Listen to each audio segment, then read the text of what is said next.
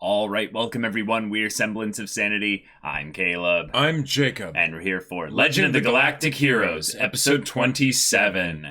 All right, we have had the loss of the best boy of the Empire, and we'll miss him quite a bit. Kier Heiss was a character that meant so much more than just the individual man and role that he was within the actual military of the Empire.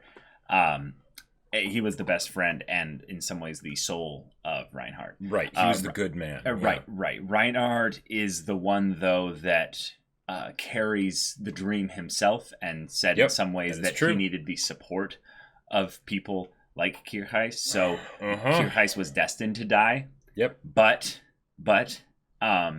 while, he has definitely fallen a lot earlier than we would have liked or expected, or maybe that I would have expected, Reinhardt is still actually doing quite well within the context of everything here. He's picking himself back up. His subordinates are, there and supporting him and whatnot. Yep, the Lippstadt whole Braunschweig thing has been completely defeated and crushed. We have to quickly rectify a couple things that we messed up on. Flegel is super dead. I have no idea why I completely thought that he got out of that whole thing. That was the point of that whole scene, was just to be like, you guys wanted to see Flegel die, right? Here you go. Just see him getting torn apart. So the way I see it is he's such a little bitch that, it's sort of like, hey, if we could see him die a second time, we would that prefer would have been that. Great, Yeah. No, that was just horrendous misremembering on my part. I'm surprised we let that one slip past us. But not only that, that we kind of got Fahrenheit and Fellner also a bit confused as well. Yes, their names are slightly similar with regards to having an F really at the front of it. That's really the only similar thing about them. And the fact that we are still kind of hyper focused on new kind of characters into the whole admiral side of things, even though Fellner, as far as I'm aware, is not an admiral. Right, he's just a captain with Oberstein.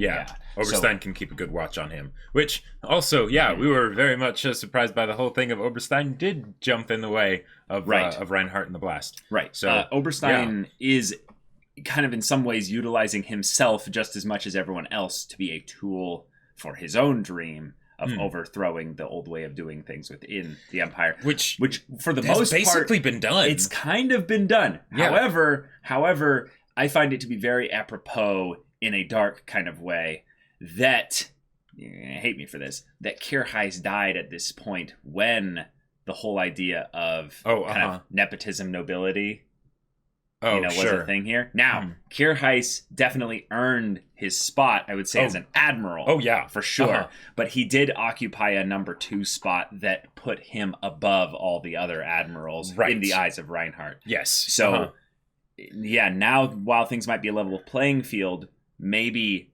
it's too late because the admirals might see it already as a vacant number 2 spot. Well, and then characters like Ruenthal. I mean, that conversation that Reinhardt had with him, like Ruenthal very much rejected it, but that was the Sith Master and Apprentice kind of a thing, and in some ways, it's Reinhardt's way of instilling a check and balance for himself now that Kier Heiss isn't there, right? If that happens or when that happens, you take me out, Right. But then we have to go with all the other things over the galaxy, and that new guy introduced to be the replacement for Adrian Rubinsky's right-hand man there. Is not Flegel, but someone pretty important then, because we were giving us kind of the shots of like, remember this guy. Exactly. Like, okay. Cool. So that means that, there's going to be new people that will be political intrigue opponents for Reinhardt, just as much as there will be for Yang, who is kind of reeling from the idea that, a lot of the things that I kind of want to be able to do, I don't really want to have the power that is somewhat kind of needed in order for me to make sure that those kinds of things happen, because then that creates the Empire. So, this is going to be awkward. And also, we're probably going to go back to war with the Empire rather soon. Yep. So, yeah. And Yang did meet Kierheist before Kierheist died, and Kierheist gave a good impression. So Reinhardt will, if anything, be able to maybe commiserate with Yang a little bit if they do have some frenemy conversations about the people they've lost. Yeah. But y'all, without further ado, let's get into this. All right, everyone, now be sure to go check out the reaction portion of the video in the description below, and then come back here for the discussion.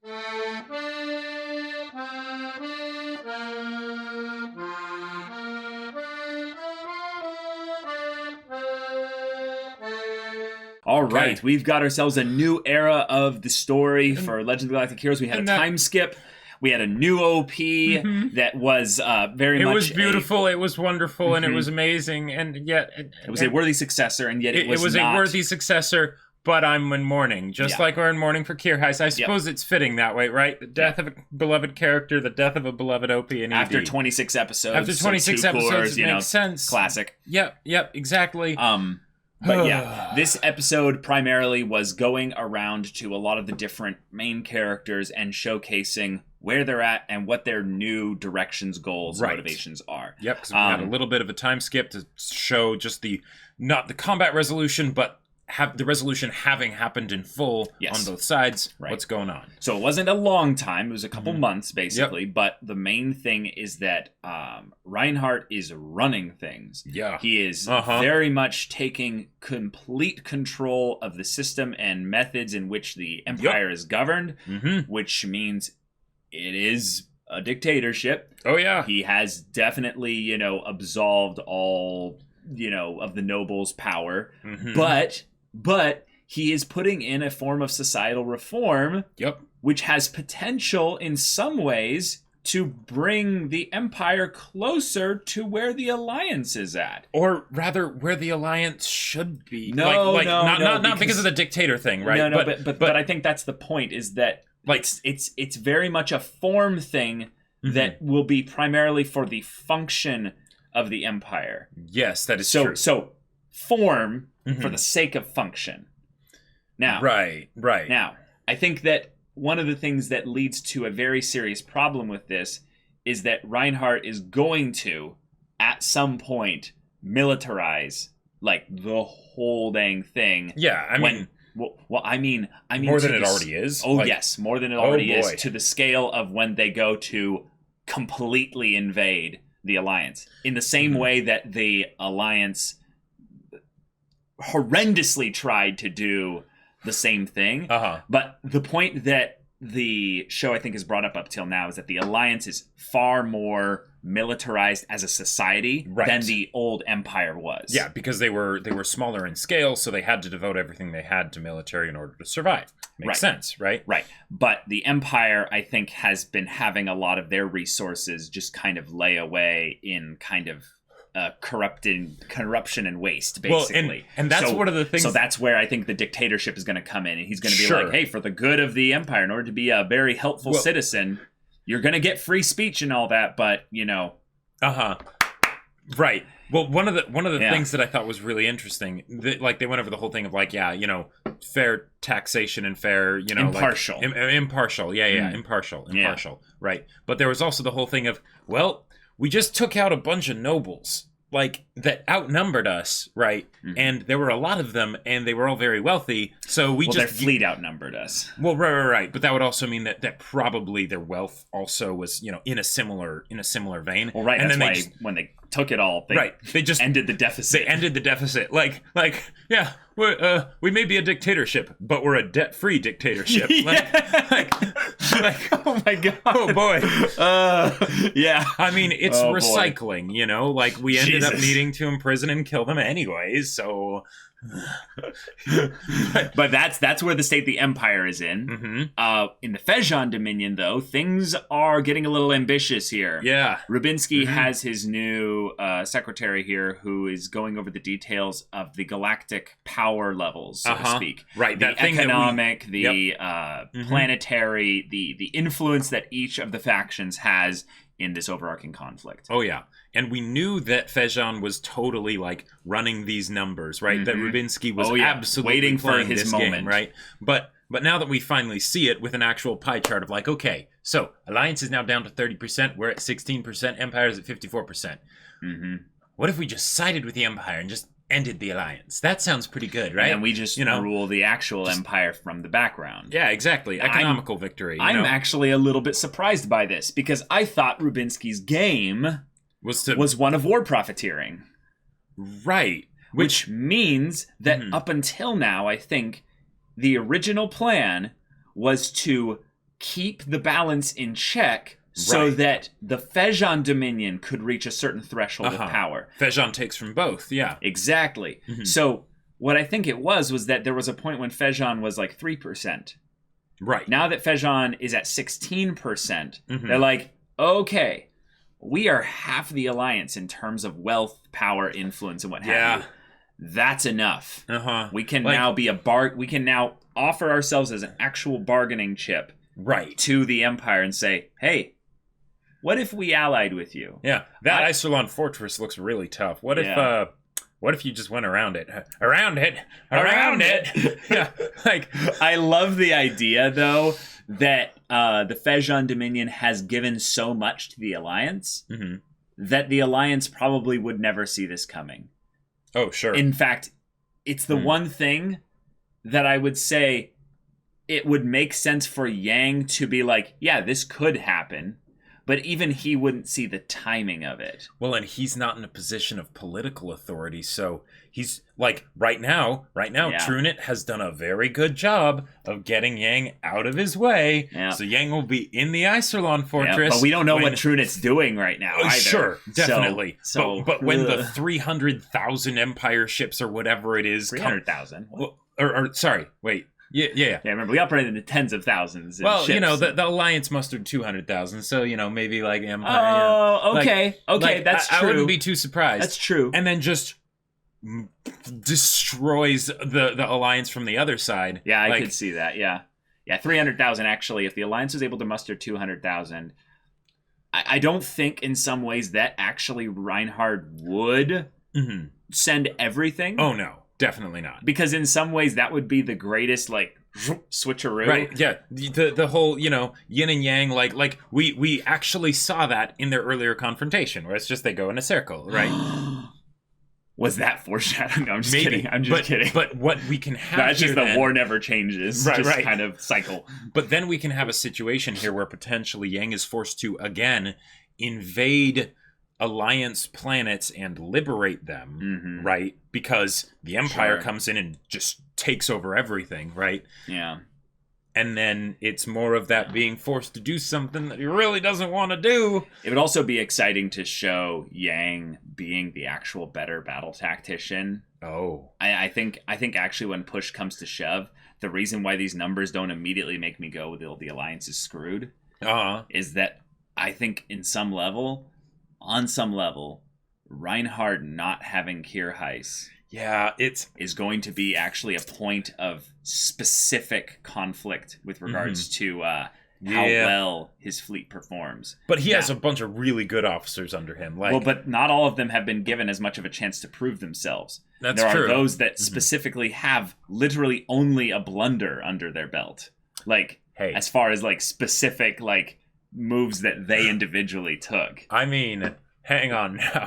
The panties of victory are a very compelling, powerful thing, and Jacob, you would only go after the armored panties of victory, though. I mean, yeah. So that's where things are at with Fejon, and if this alliance actually does get brokered, well, the alliance is kind of screwed. Okay. On the Alliance side of things, we're getting a lot more Julian focus. Yes, that was wonderful. I mean, an incredible amount of Julian focus, which, if you're doing that, the reason why I would say you do that now is to set up for when they have emotional reactions to story in the future, we care even more about them. Which means that we're not worried about Julian in this case here. We're worried about everyone else connected to Julian. One of the things that I was kind of like, okay, crazy thought that entered my head, right? Given that this show is 110 episodes, 110, I think, 110 episodes, right? Yeah. And that this soon into the story, they're already discussing plans to remove the Alliance. Now, it might not work, right? Yeah, it probably won't. It probably won't, right? Yeah. But if it did, and Reinhardt actually took over everything, he would still have the Earth cult and potentially Fejan if they tried to turn on him, but Fejan works much better as a parasite, right? You know, so I wouldn't think they would actively openly turn against the Empire. Right. But what if then at that point it was we need another alliance? Like, what if it was a point where theoretically our current generation of Alliance characters was completely killed or imprisoned or whatever, separated, and then Julian was the next generation that was basically trying to overthrow the Empire all over again. I'm with that as long as we had Empire characters that were specifically set up to join him. Otherwise, I don't like it. Okay, good point. I think that's far too far in advance as a thing to bring up. That feels like end of the show kind of stuff. Right, like where it's episode 80 or something. Or even later, just the idea that if the Alliance was completely destroyed, well, Yang's getting then, imprisoned, executed or something? Right. That's whole half of the story that's not going to get focused on anymore. Even if Reinhardt visits him in prison to talk and philosophize, that would be wonderful. But what's the conflict then? Reinhardt against the Earth cult that then is... then basically choking him on the political side of things, and he has to basically go and root them out. But in the midst of that, he ends up becoming the very thing that he hates. One of the things that I was kind of wondering is that given that Reinhardt's dreams are so big, the universe, right? Right. What happens if he actually does it? Upon, and Alexander wept for there were no more worlds to conquer. What happens if Reinhardt actually wins and... what's next, right? Would he deteriorate and then maybe his own officers would be like, all right, we kind of gotta replace him, Yeah, we've discussed this quite a bit, but let's keep this on the episode here. Yes. For what happened with the Alliance here, Yang is very much getting set up in a way to show that the test of his skill and talent and abilities is actually just upon him now. That bit where he was saying, well, maybe Julian just used up a lifetime of luck. That, I think, is one of the biggest foreshadowing projected kind of statements he's made in the last little bit of saying, oh, my fight is just begun. While staring at the audience. And having that bit there. I loved that because Yang as a character, I think, for the most part, has actually got quite lucky at multiple points. Yeah. The whole Iserlon Fortress bit was a pretty good stroke of tactical maneuvers and luck. Right, the part where he maneuvered the fleet in front of the other fleet, and it was a big gamble, and it paid off, It paid off. But that could have not paid off. Right, exactly. So in terms of the dice being rolled, I think the Alliance suffering a really major defeat, and they have to turn to Yang almost entirely to lead every bit of their fleet, and then be like, we are at all-out war here. And then it gets down into those little, micro decisions that mean everything in the long term. I would trust Yang to be able to do it. However, I don't trust Yang as a human being to be able to handle the burden and pressure and responsibility of that all himself. I don't trust any of these characters. No, of course not. But I think what it'll do is it'll build that thing that Mercat saw, which was the brotherhood at the end of the episode of them all kind of coming together and laughing about it and stuff, and realizing they're going to need that. We're going to need Mercats. We're going to need Shunkhoff. We're going to need Julian, Frederica. We're going to need all these characters that are the Yang squad, to come around together because, it's about to get real and they're not ready. Oh man, can you imagine Yang if the Alliance is really pushed to the edge and it's down to where the numbers are 15% Alliance, and it's basically just Trunit's dead or whatever, or something. And Yang is just has been given full, direct dictatorial power or whatever of just save us, keep us alive. Play the strategy game with however you have to, right? Because if it's not that, then we're dead, right? Right. That would be... Yeah. I think at that point, though, the people would turn against Yang because what would happen is Reinhardt would just flex his fleet power and just go... If you join me, you'll find... Yeah. Well, no. I think he would just say, do you know what actually is going on in the Empire right now? It's not so different. That's true. I've given free speech. Okay, I've liberated all my people. Yeah, Yang would probably sue for peace. He'd be like, we don't need to fight at this point. Yeah, exactly. Like, I think in some ways, if they got that weak, as far as a political thing goes, and they gave things to Yang, which I don't think would happen exactly that way, Yang would literally just be like, peace, peace, let's go for peace. What if this is how it happened? Trunit is in command, and he's drunk with power, and he won't give it up, right? Okay. And then Yang has to overthrow Trunit in order to sue for peace with the Empire. I love it. I love it. And then we can have that final conversation between Reinhardt and Yang, where it's how long will this last? Right. How long can we make this last? Yeah. You know, like as long as it can. Oh man, that would be great, because I think in some ways the part that would make this so depressing is that Yang would get a taste of peace after that, and then there would be a point where something would ignite, and it would come back again, and he'd be like, I don't want to. Yeah. I'm done. I just want to live on my farm or whatever. I want to just have tea with way too much alcohol in it. Right. And just relax. Maybe I don't need alcohol in it now, you know, and that's kind of nice. Yeah. You know, like that's great. Like, yeah. Oh man. But y'all, like, we've got the whole next stage of the conflict set up. It's still really complicated. We've got Fejon now deciding how it's going to flex its power in the grand conflict in a direct way. Yep. So that's going to change a lot. So y'all, thank you so much for watching this episode's reaction and discussion here. If you want to see the next episode's reaction and discussion right now, though, go check out the link in the description below for our Patreon. You can get on early access there. You can watch full-length timer reactions there, and all this comes with Discord access. You can chat with us and the community there about this show, about anime in general, and you can also talk with Jacob about the sci-fi novel that he wrote. Yep, I did a thing. It's a sci-fi novel. I mean, Battle Lines, come on. If you haven't read it yet, I mean, go check it out. It's on Amazon. Link in the description. Yeah, so if any of that interests you, we'll see you there. But until then, we're Semblance of Sanity. I'm Caleb. I'm Jacob. And we'll see you all next time.